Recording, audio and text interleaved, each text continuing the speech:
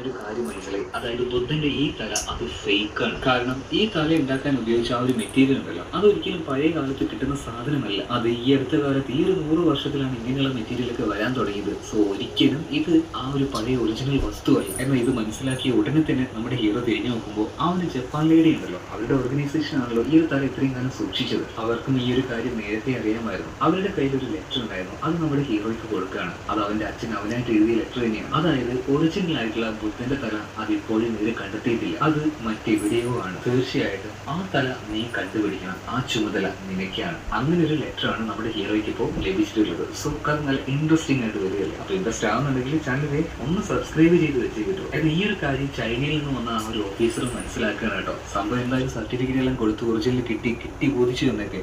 പക്ഷെ പിന്നീടാണ് മനസ്സിലായത് അത് ഫേക്ക് ആണെന്ന്. സോ ഇത് പുറലോകം അറിഞ്ഞിട്ടുണ്ടെങ്കിൽ ആകെ നാണക്കേടാവില്ല. അതുകൊണ്ട് തന്നെ ഇയാളിപ്പോൾ നമ്മുടെ ജെയ്സെ വിളിച്ചിട്ട് ആ ഒരു